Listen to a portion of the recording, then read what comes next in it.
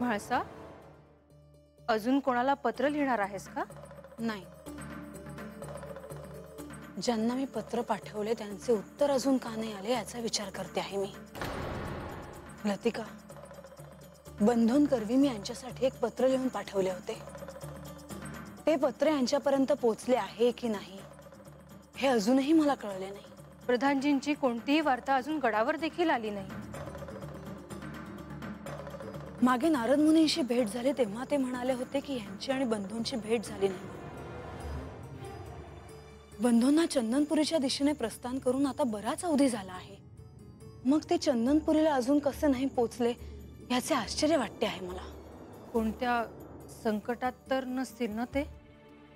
नाही, प्रधानजी सुखरूपच असतील।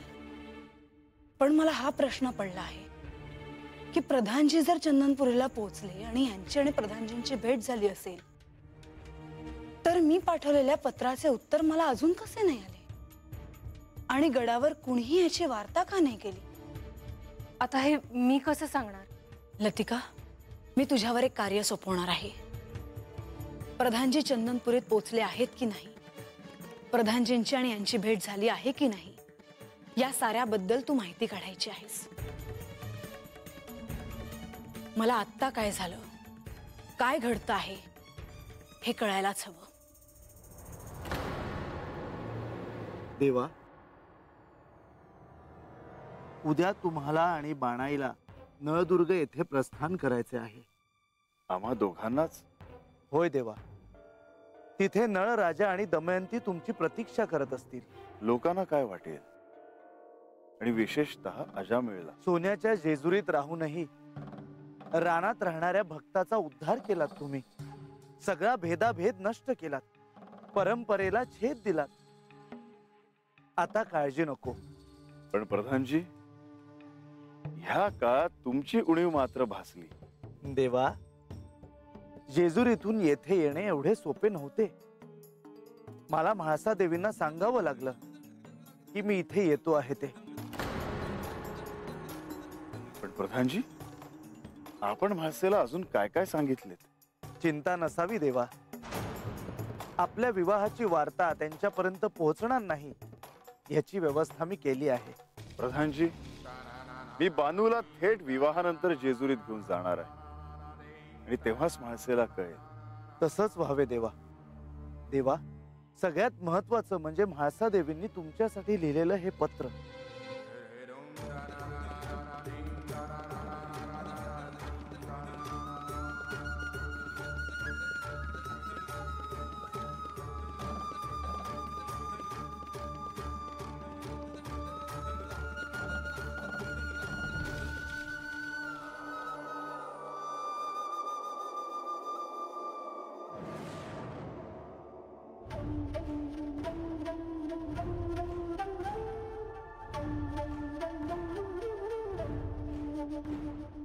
प्रियनाथ, साष्टांग नमस्कार विनंती विशेष।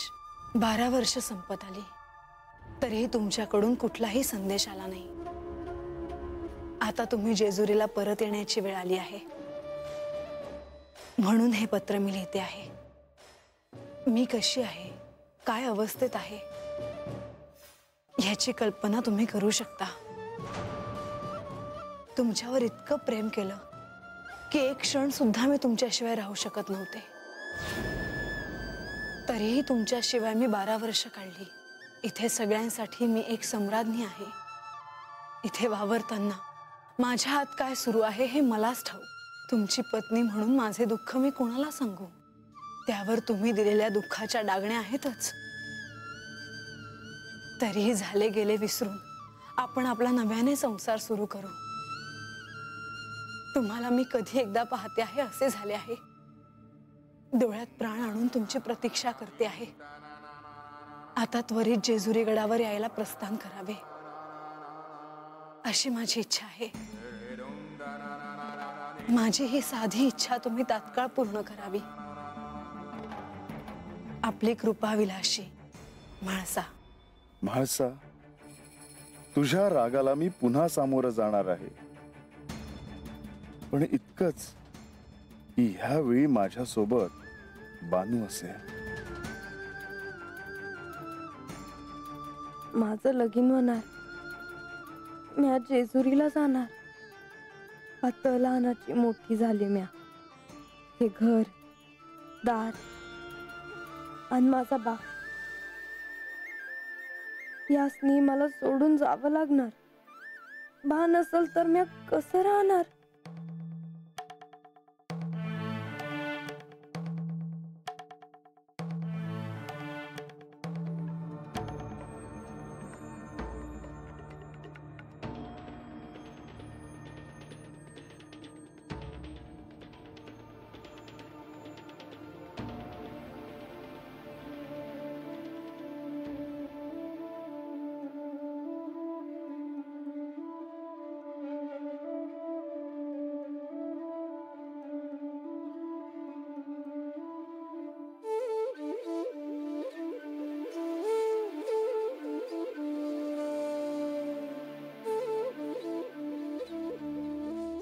हे बानू, अगं डोळ्यात पाणी का?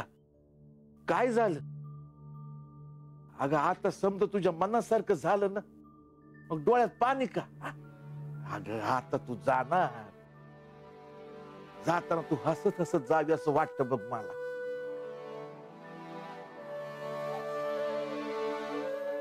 बा म्या गेल्यावर तू एकला कसा राहणार? तुझ्याकडे कोण बघणार? तुला खाऊ पिऊ कोण घालणार र? अगं लेकनं लग्नासाठी घराचा उमरा ओलांडला ना,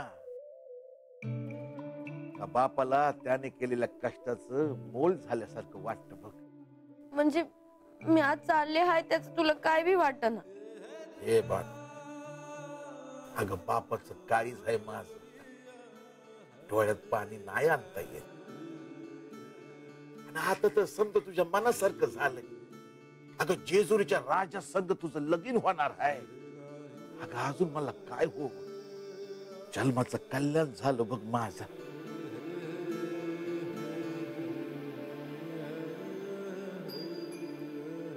हे बाण, असं येडगत करू नगेस. उद्या सकाळच्या लवकर उठायचं आहे. बानूच्या लग्नाची सुपारी फुटणार आहे. झोप आता. मला झोपच नाहीये. असं नाही करायचं, विचार करत बसू नगस. झोप ये, झोप ये.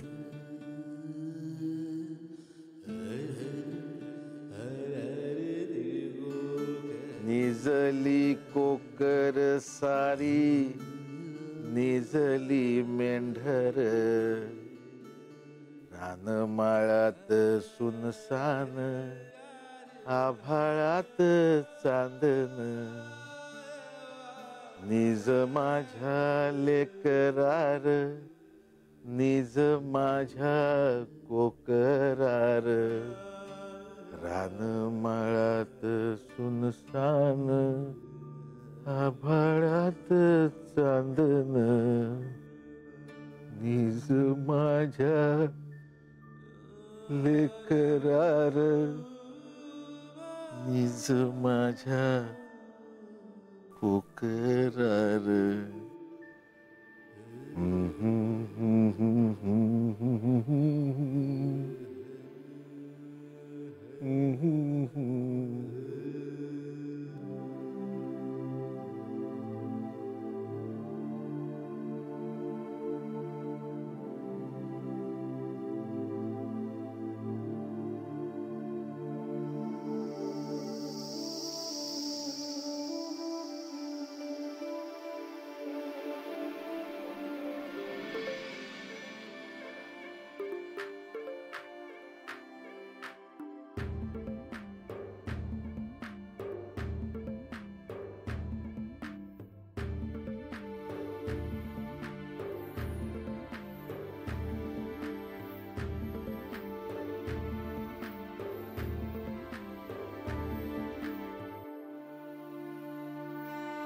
येळकोट येळकोट सदानंदाचा सदानंदाचा येळकोट येळकोट सदानंदाचा येळकोट येळकोट.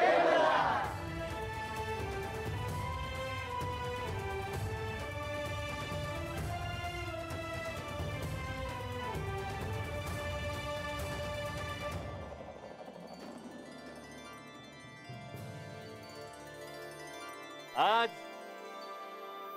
जेजुरीचा राज खंडोबा आणि अजमेरची लेक बानू यांच्या लग्नाची सुपारी फोडायची आहे.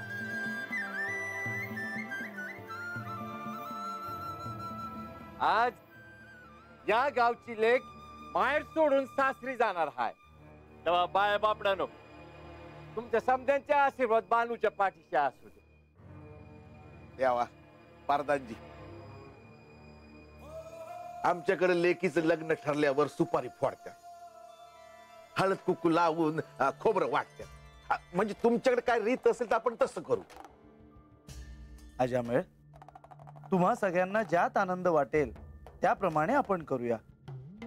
नळदुर्ग येथे आपण विवाहाच्या सगळ्या विधी पार पाडणारच आहोत. आता तुमच्या पद्धतीने होऊ द्या. वैजी, तर गावकऱ्यानो, नवऱ्या मुलीला बोलवायचं का? म्हणजे जा बोलव.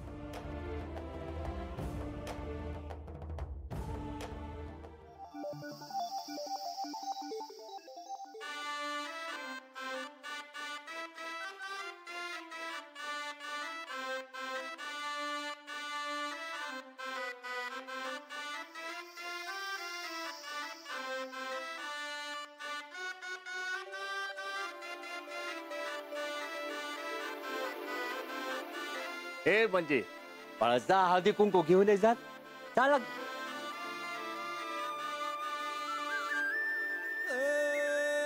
बानुवासी गोजरी भक्ती तिची लई न्यारी अनुगावला तिला मार्तंड मल्हारी.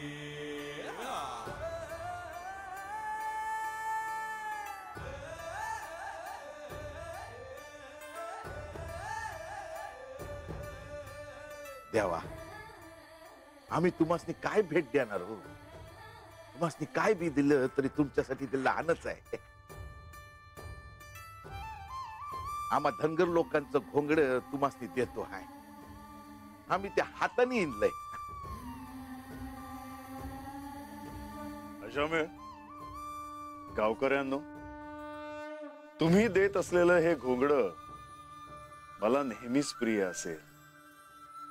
तुमची ही प्रेमाची भेट आहे. अजामेळ, माझी एक इच्छा आहे.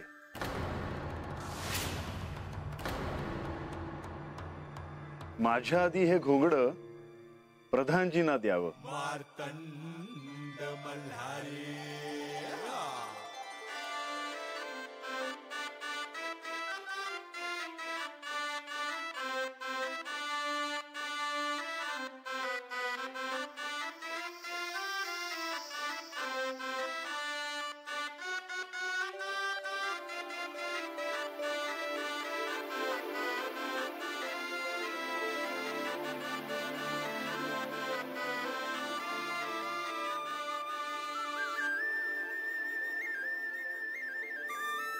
सदानंदाचा येळकोट येळकोट, सदानंदाचा येळकोट येळकोट.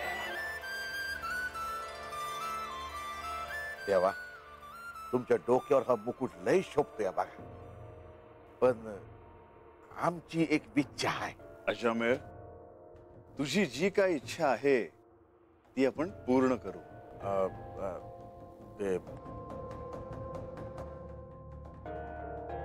तेव्हा आजाला तुम्हासनी आमचा फेटा बांधायचा आहे.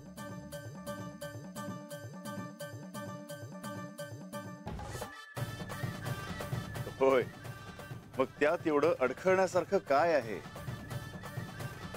तुम्ही दिलेला फेटा मी आनंदाने स्वीकारेन.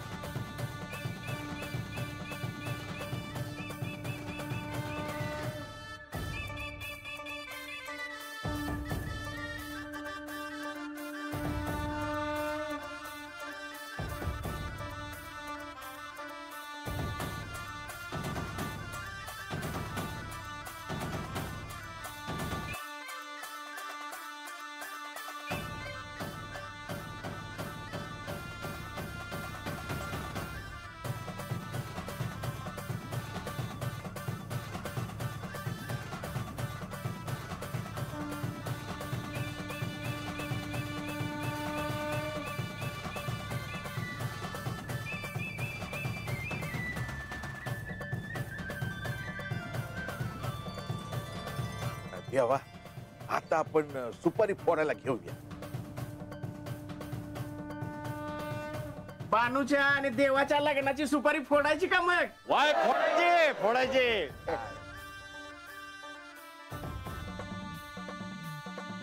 देवा, सुपारी मुलीच्या मामानं फोडायची असते,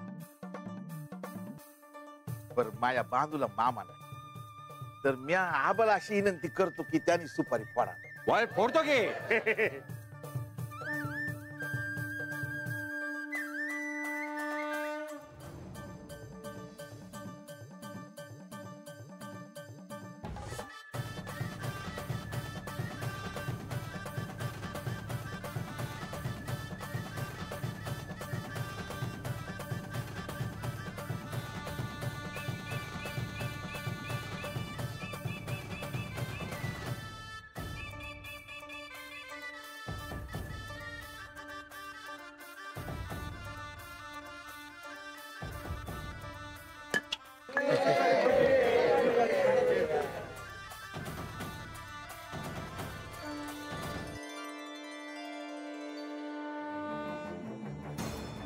म्हाळसा, देवी, म्हाळसा काय झालं? तुम्ही अशा अस्वस्थ का? ह्यांचा आणि बानूचा विवाह होऊ नये म्हणून मी काहीही करायला तयार आहे. म्हणून मी देवेंद्रांचे सहाय्य मागितले, पण ते मला सहाय्य करण्यात उत्सुक दिसले नाहीत. आणि हीच वार्ता सांगण्यासाठी नारद मुनी स्वतः जेजुरीत मला भेटायला आले होते. इंद्रदेवांच्या मनात नक्कीच काहीतरी निराळं आहे. त्यांना म्हाळसा देवींना न सांगता त्यांचं कार्य करायचं आहे, पण हे म्हाळसा देवींच्या ध्यानात येत नसावं. म्हाळसा, मी आधीही तुम्हाला म्हणाले होते की ह्या साऱ्यात देवेंद्रांचं सहाय्य घेऊ नये. त्यांचे सहाय्य घेतले तर माझे कार्य देखील साध्य होईल असे वाटले मला, पण ती माझी चूक होती. हे माझ्या आत्ता ध्यानात आले आहे. हे कार्य आता मलाच करावे लागेल. म्हाळसा, तुमच्या मनात नक्की काय आहे? तुम्ही काय करायचा विचार करता आहात? देवी, काहीही झालं तरी मी यांचा आणि बानूचा विवाह होऊ देणार नाही. मला जावंच लागेल. तुम्ही श्री खंडेरायांकडे जाणार आहात? हो, मी तिथे जाऊन यांना जेजुरीत परत घेऊन येणार आहे. मी तिथे गेले तर हे मला टाळणार नाहीत. यांना माझ्यासोबत यावेच लागेल. श्री खंडेराय आणि बानूचा विवाह होणार आहे ही गोष्ट म्हाळसा देवींना कळता कामा नये. उद्या त्यांचा विवाह होणार आहे आणि म्हाळसा देवींनी त्या ठिकाणी जाणं उचित नव्हे, नाहीतर सारा अनर्थ होईल. देवी, तुम्ही कसला विचार करता आहात? म्हाळसा, मला खात्री आहे की श्री खंडेराय तुम्हाला भेटायला जेजुरीत नक्की येतील आणि हे देखील त्यांनाच आणायला गेले आहेत. असं असताना तुम्ही त्यांना भेटायला जाऊ नये असं मला वाटतं. नाही देवी, बंधूंचा अजून काही निरोप आलेला नाही आणि आता माझा संयम संपत चालला आहे. ह्यांचा वनवास संपून हे मूळ रूपात देखील आले, मग अजून हे इकडे जेजुरीत का आले नसावेत? हा प्रश्न मला अस्वस्थ करतो आहे. देवी, मला असे स्वस्थ नाही बसता येणार. मला जावेच लागेल. मी उद्या प्रातःसमयी प्रस्थान करणार आहे.